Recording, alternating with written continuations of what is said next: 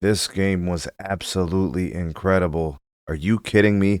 Game one of the Eastern Conference Finals between the Pacers and the Knicks actually living up to the hype. I mean, we're talking about two teams that used to meet in these kind of series and games back in the 1990s. Doing it again decades later, rekindling the incredible old flame of these two teams' legacies. Man, what a fun game. Fun to watch. It forced overtime from a huge shot from Tyrese Halliburton. And then the Pacers just do what they do. And I'm going to explain how they execute at the end of these games. This is absolutely insane.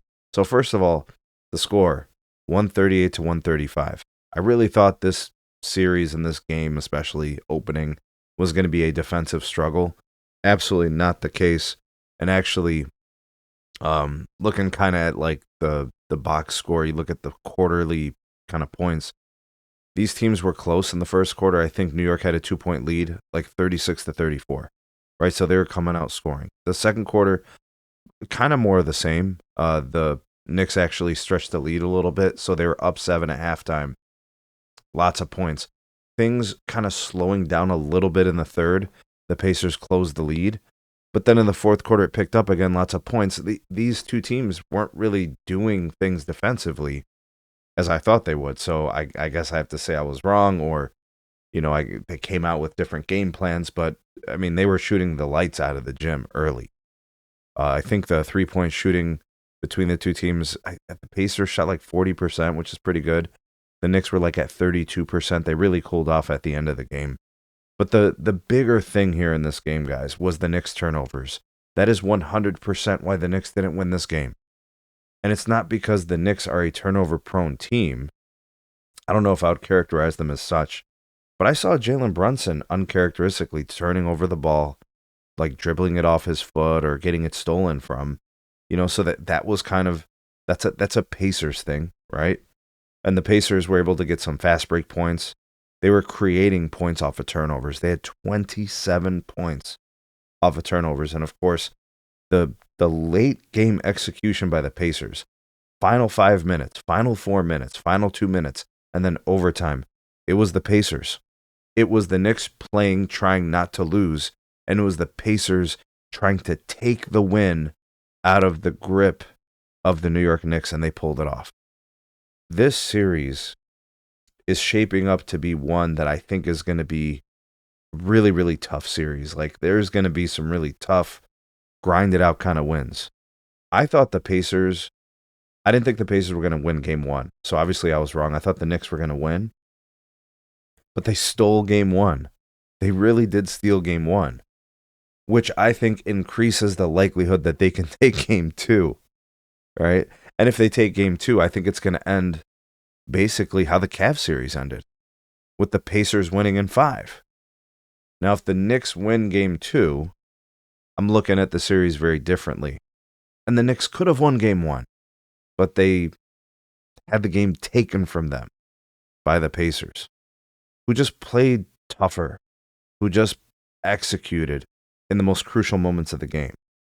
And the Knicks were just having a really, really hard time getting the ball across the timeline, dealing with the Pacers' pressure.